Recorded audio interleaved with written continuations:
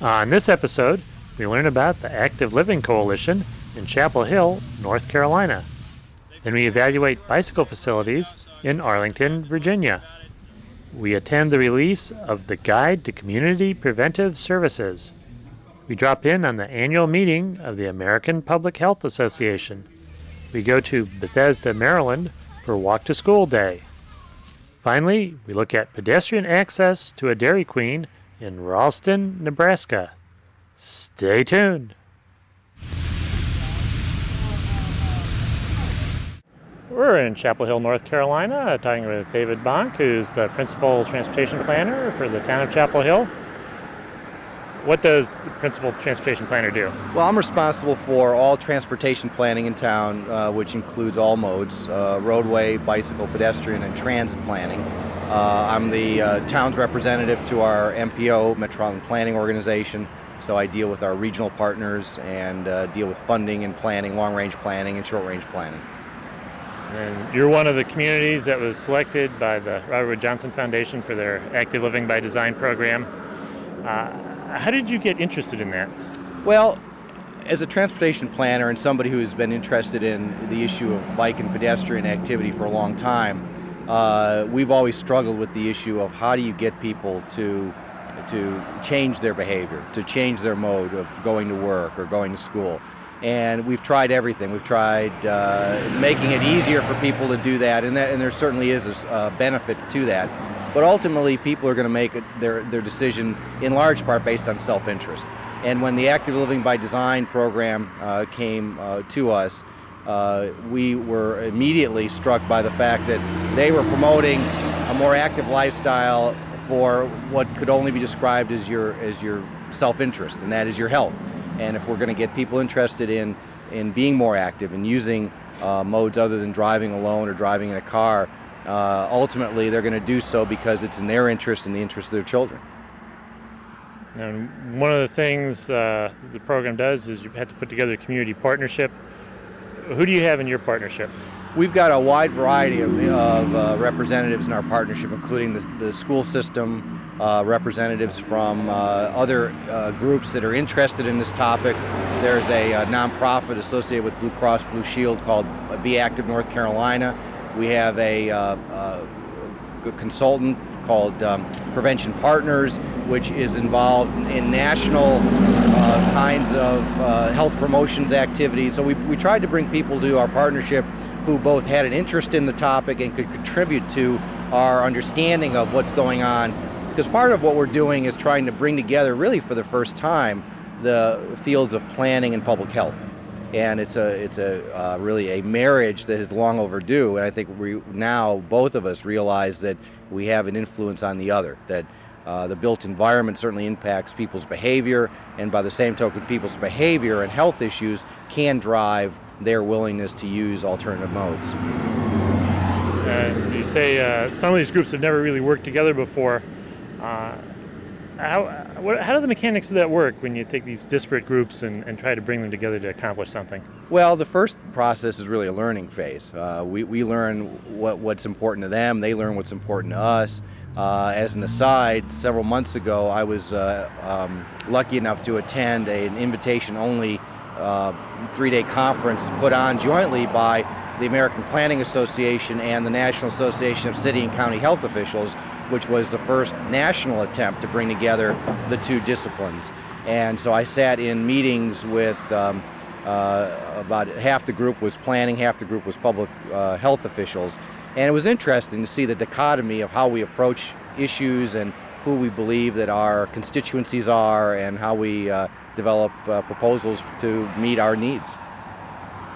And we're well into the first year of what's going to be a 5-year program. Right. What have you been able to do so far? Well, on the organizational front, we've been able to bring together our partnership, and the Chapel Hill Town Council has formalized that partnership into an advisory committee, so they have standing with the town and an ear to the town council directly. Beyond that, we've initiated 2 consultant studies, one to look at the road that we're standing next to today, which is the Airport Road NC-86 corridor, which is the main north-south artery in the town, on the north side of town. and carries a tremendous amount of transit activity. And because of that, there is daily somewhere in the neighborhood of 1,000 to 2,000 pedestrians who cross the street.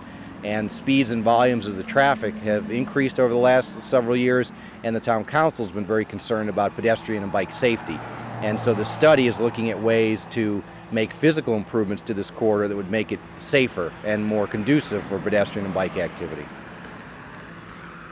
And do you find that other towns and cities in the region are looking your direction to see what you can accomplish with this? I think so. There's been a lot of interest. We are one of 25, as you said earlier, grants nationwide. We're the only grant in North Carolina. We're one of the couple grants in the Southeast. And so we've had a lot of interest from other communities in terms of what we're doing, and I think they'll be very interested in some of the results we come up with. And we will be posting the results of our studies on the internet, through the Robert Wood Johnson Foundation, and through Active Living by Design's national office. And at the end of the 5 years, what's Robert Wood Johnson looking for, and what do you hope to get out of it as a community? Well, our overarching goal is to increase the awareness of the Chapel Hill community to the need to be more active on a daily basis.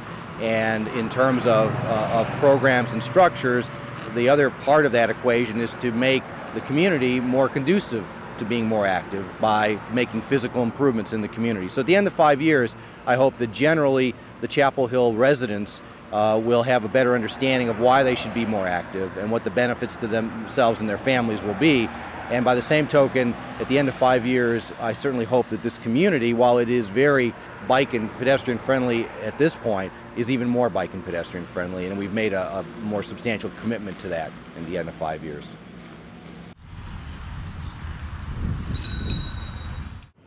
We're in Arlington, Virginia, talking with Charlie Denny, who's the Bicycle and Pedestrian Program Manager for Arlington County.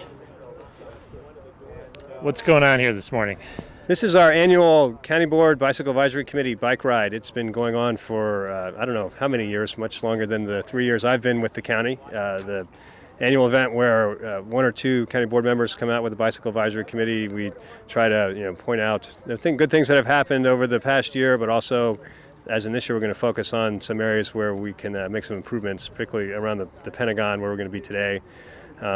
Unfortunately, the issues that we're going to raise are largely outside the control of Arlington, but we want to try to raise them. We do have some representatives from the Pentagon here today, so hopefully we can do that, because access to and around the Pentagon in this southern part of Arlington is key to be able to get to the Mount Vernon Trail, into the district, down to Alexandria, and it's pretty difficult these days. What sort of things will you be looking at? There are a couple of places where, through the reconstruction of the Pentagon, the bike facilities that were there before may not have been put back in as good a fashion as they were before. There have been some measures that were taken essentially for security that have been a problem for bicycles. It narrowed the existing sidewalk, so we're trying to find ways to get some space back where on a pretty popular bike route. So, and just trying to raise awareness that there are a lot of people on bikes trying to negotiate this area, so we need to accommodate those needs. And in past years, when you've done this, what sort of things have you seen, and what has come out of it? We pointed out, over the past years, a project that we're hopefully getting into construction next spring is an underpass of I-395 in Shirlington, where for a long time there's been a long bypass about a mile out of your way on streets. We're actually going to construct a underpass under 395 that will make what was a mile route now about a quarter of a mile. The county's bike lane program, which really got underway about 3 years ago, highlighting the need for bicycle lanes, and once we had some getting out on those bike lanes and really getting support for that, we now went from having about 2 miles of bike lanes 3 years ago. We now are up to close to 20 miles of bike lanes throughout the county. Other trail projects, fixing some bad turn. The trails in Arlington have been here for a long time, and many of them were constructed and designed before we really had design standards. So it's kind of going back and highlighting some place where there may be too sharp of a curve, or maybe the trail's too narrow. So going out and fixing those things, and pointing out that in Arlington, with the use of the trails, they really do need to be wider than the 8 feet many of the trails were built. So we've gone through, as we maintain trails, widening the 10 or in some cases 12 feet. So it's just highlights what's out there. Also gets people, we used to do this event, largely it would be on a weeknight, and we wouldn't have such a good turnout. Last year we decided to try it on a Saturday morning, and we had almost 40 people show up as opposed to the dozen to 15 who had showed up in the past. And as you can see today, we have another good crowd and on a beautiful fall day, so we're looking forward to that. And you're obviously getting some good public input today. What other venues are there for the public to bring their ideas to the county? I mean, the county has a bicycle advisory committee that's been in place since 1974. That's when our first bicycle plan was adopted. It's been revised a few times since then, and we're actually in the middle of doing another revision for that. So through the bicycle advisory committee, the bicycle plan that will be rolled out for public comment in the next couple of months. There'll be public hearings surrounding that, being able to do that. We have on our website, you can comment directly to that. It comes in. We also have a hotline and a email you can send to report problems on the trails. So if you have, if you encounter something on a trail, you can call into the line or send an email to tell us when there's pothole or limbs growing on the trail or those kind of things that we may have trouble. We're not out there all the time, but the users are out there, and we appreciate them letting us know what's happening on there and how we can make the trails better for them. And what's the result of all this? How does Arlington benefit from better facilities? Well, we have close to 37 miles of trails. We have almost 20 miles of bike lanes. We have starting to see an increase in people riding their bikes. I mean, I ride around town, and now something I've encountered more in the last year are when I come to an intersection, I'm not the only bicyclist at the intersection. Oftentimes there'll be other bicyclists. People who call me and say, I wouldn't have thought about riding my bike into Clarendon until the county put bike lanes on Wilson Boulevard and Clarendon Boulevard. And now one day I said, hey, I can ride my bike there. So that's great to hear. And one of my favorite stories as we've started to implement on a street in North Arlington, Military Road, we had put bike lanes on part of the road that was repaved, and then it was about a year later we came back to finish that job, and we were actually doing it on a Saturday afternoon, and I knew that was going on. And Monday morning I came to my office, and the guy who's head of the striping crew calls me up and he's like, Charlie, you wouldn't believe what happened out on Military. And I'm thinking, oh my God. He said, we were coming up there striping the bike lane, and there was a family out there cheering us on as we went up the street. And he said, that's the first time in my 30-year career that anybody's ever applauded my work. So it's something, people really want these facilities. They see them as, increasing their access by bicycle, but also in putting bike lanes on some of the streets, we've reduced the number of travel lanes on the street or the width, and it's had somewhat of a traffic calming effect as well. So it's something that benefits people, and the more people on bikes, the less people in cars, and that benefits our community as well. So, machine in a manner that's consistent with recommendations. We're in Washington, D.C., talking with Dr. Jonathan Fielding. You just had a press conference this morning announcing the results of a task force that you chaired. What was the task force? Well, the task force is the task force on Community Preventive Services, and what we've asked the question is, what are the things we could do at the community level to improve the health of the American people? What are the policies, programs, and projects that we know from good evidence work? And what was the product of your task force? Well, the product of our task force is the Guide to Community Preventive Services. It is the compilation of the first 7 or 8 years of our work. The task force was inaugurated in 1996. It's a blue ribbon, 15-member, non-federal panel of experts in various aspects of public health, and it's strongly supported by staff from the Centers for Disease Control, other federal agencies, and other partners in the private sector, such as the American Medical Association and others. So what have you been looking for over all these years? What's been the process of creating this? We developed methods for a systematic review of evidence, a way to look at all the published literature and say, is it clear that there are effects from particular kinds of interventions? How do we group them together and looking at them? How do we cull them? How do we abstract them? How do we then tease out what are good studies from studies that aren't so good, both in terms of how they were designed and how they were undertaken? And then put all of that information together in a table, basically, that allows us to decide if there is sufficient information to make a recommendation. And if there is, to make a very clear recommendation to all those who could use this, which include health departments at the state and local level, employers, healthcare organizations, schools, community groups, etc. What what sort of areas are included in the guide? If we look through there, what are we going to see? You're going to see a very broad set, everything from vaccine preventable diseases to tobacco control to physical activity to motor vehicle occupant protection to cancer to home visiting. So it tries to be broad, realizing the intersectoral nature of what determines health in our population. Would I find something like walking and sidewalks in the guide?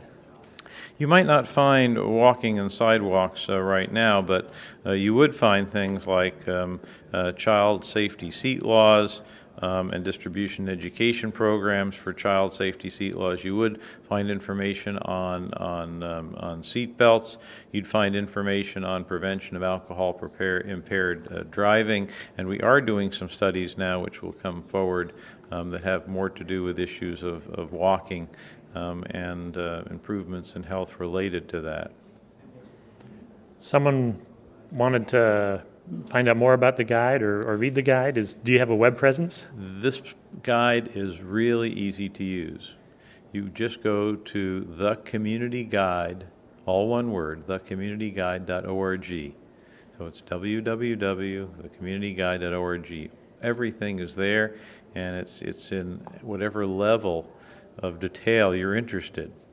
It refers you to journal articles if you want those. It refers you to Centers for Disease Control publications, but it also in a single page summarizes our recommendations for every topic area. Is the task force done now, or what's next?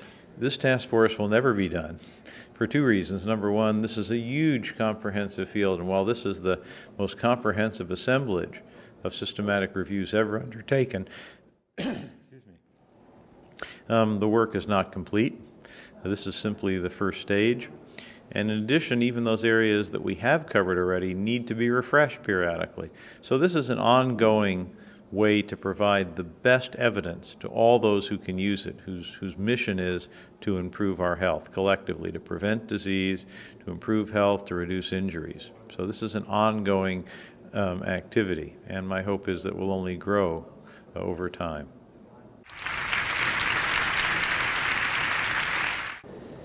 We're in Washington, D.C., talking with Dr. Georges Benjamin, who's Executive Director of the American Public Health Association.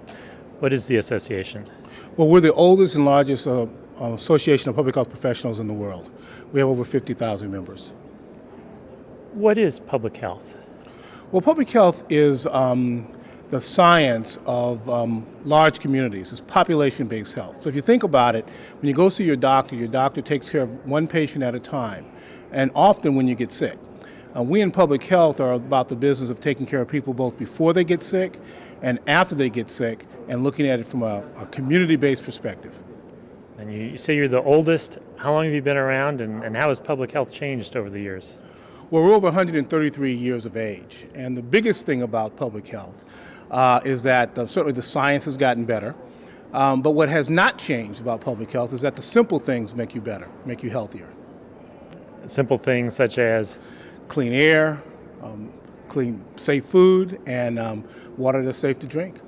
Those have made the biggest differences in the health of the public. Now, certainly vaccines have made a big difference, and that's important, and certainly the invention of antibiotics has helped as well. What's been going on here in Washington this week? Well, we've been spending the last actually 5 days talking about public health, sharing the newest science, advocating for more funding to make communities healthy, advocating for more partnerships to make communities healthy. The biggest issue, our theme has been around the environment, and so we've been talking about things such as smart growth and smart communities. That means building communities so that they're more walkable, that you can ride your bike in. We've been talking about the tragedy of the fact that kids cannot walk to school like they did when all of us were growing up. And we talked about the problems and the fact that we're not pushing physical exercise more in school. So we've really been talking about ways in which we can really improve health overall. Why are things like kids walking to school important to public health? What's the implication if they don't? Well, the biggest implication, of course, is that they gain more weight. Obesity, which is one of the most important epidemics of our time, is increasing. So kids are not going to be as fit. They don't get as good cardiovascular fitness, so they're more prone to heart attacks and stroke, to high blood pressure. and certainly they just don't feel as well. So looking forward, what's the future of public health? Well, one of the things that's a conclusion of this meeting is that the future of the public health is extraordinarily good. It's hopeful, it's exciting, and what happens every year is that we get re-energized to go out and do that, that good thing and that good fight to try to really just work to get everybody convinced that a little bit of prevention today solves a lot of problems in the future. I think every day you deserve to have a safe route to school. Don't you think so? We're in Bethesda, Maryland, talking with Maryland delegate Bill Bronrott. It's the first Wednesday in October. What's the significance of that?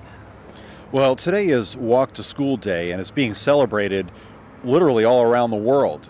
And it's part of a renewed concern in many communities about the fact that so many of our communities are not safe and walkable, and more parents want to see new efforts to try to open up the community, open up the infrastructure so that children have a safe route to school. We're at the crosswalk outside the Ashburton Elementary School here. What happened at this school this morning?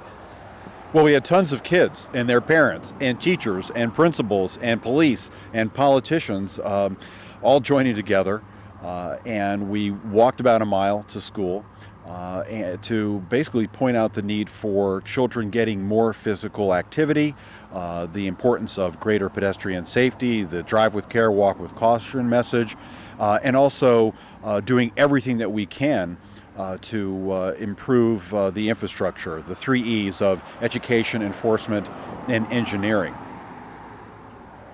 What have you been able to accomplish here in Maryland in terms of getting kids safely to school? Well, I think we've done a lot. We established a Maryland pedestrian safety program. We established a Safe Routes to Schools pilot program that looked at an elementary school and a racially diverse elementary school, as well as a middle school in Baltimore City.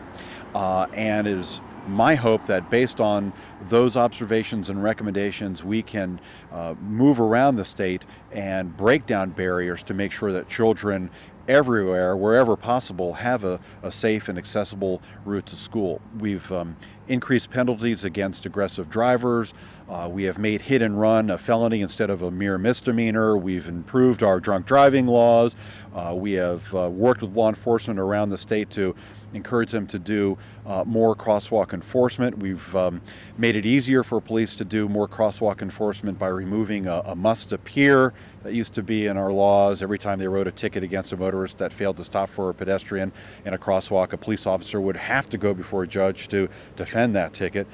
We have doubled the maximum fine against those who fail to stop for school buses that have their lights activated, and so we've done a lot. There's more that we can do. Speeding, excessive speeding, runs rampant throughout our region, throughout our state.